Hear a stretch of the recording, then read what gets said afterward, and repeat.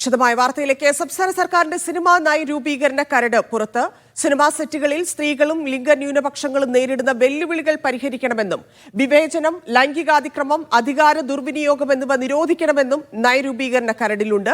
സെറ്റുകളിൽ സുരക്ഷിതമായ താമസ സൗകര്യങ്ങളും വിശ്രമ മുറികളും ഒരുക്കണം. കാസ്റ്റിംഗ് കൗച്ച് ചെയ്യുന്നവർക്കെതിരെ കർശന നടപടിയുണ്ടാകണം. പ്രതികാര നടപടിയായി പ്രൊഫഷണലുകളെ ബ്ലാക്ക് ലിസ്റ്റ് ചെയ്യുന്നത് നിരോധിക്കണമെന്നും കരട് നിർദ്ദേശിക്കുന്നു. രസിപ്പിക്കുന്ന വേഷപ്പകർച്ചകളിലൂടെ നമ്മുടെ സ്വകാര്യ അഹങ്കാരമായി മാറിയ അദ്ദേഹത്തിന്റെ വാക്കുകൾക്കായി നമുക്ക് ഇനി കാതോർക്കാം. സദസ്സിനെ അഭിസംബോധന ചെയ്ത് സംസാരിക്കുന്നതിനായി ശ്രീ മോഹൻലാലിനെ സസ്നേഹം ക്ഷണിക്കുന്നു.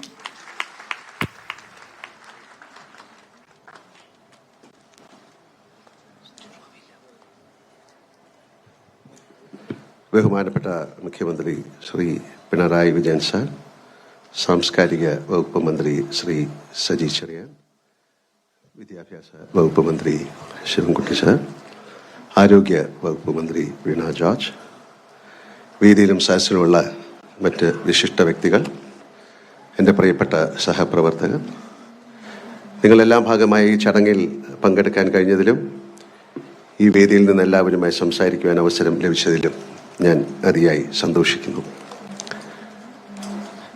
ഇതുപോലൊരു പ്രധാനപ്പെട്ട വേദിയിൽ നിൽക്കുമ്പോൾ ഇതിന് അവസരമുണ്ടാക്കി തന്ന നമ്മൾക്കെല്ലാവർക്കും അത്രമേൽ പ്രിയങ്കരനായിരുന്ന മലയാളത്തിൻ്റെ മഹാപ്രതിഭ യശശരീരനായ ശ്രീ ഷാജി സാറിനെ ഞാൻ ഓർക്കുന്നു.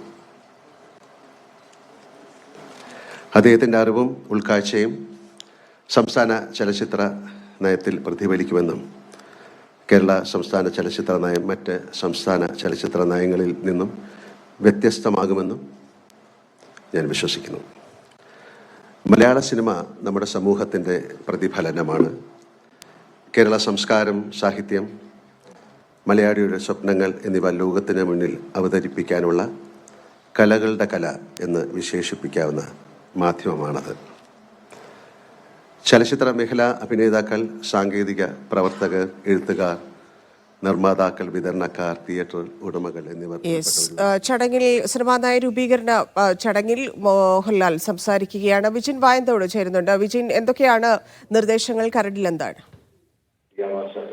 തന്നെ അല്പസമയം മുമ്പാണ് സിനിമാ കോൺക്ലേവിന്റെ ഔദ്യോഗികമായ ഉദ്ഘാടനം മുഖ്യമന്ത്രി പിണറായി വിജയൻ നിർവഹിച്ചത്. ഇപ്പോൾ നടൻ മോഹൻലാലാണ് സംസാരിച്ചുകൊണ്ടിരിക്കുന്നത്. മുഖ്യമന്ത്രി വ്യക്തമാക്കിയത് കൂടുതൽ കാര്യങ്ങൾ ചർച്ച ചെയ്യേണ്ടത് നിലവിൽ കോൺക്ലേവിൽ എത്തിയിട്ടുള്ള പ്രതിനിധികളാണ്. അവർ കൃത്യമായി മലയാള സിനിമയെ ഏത് തരത്തിൽ മുന്നോട്ട് കൊണ്ടുപോകണം എന്ന കാര്യങ്ങൾ ചർച്ച ചെയ്യും. ദീർഘമായ ഒരു പ്രസംഗത്തിലേക്ക്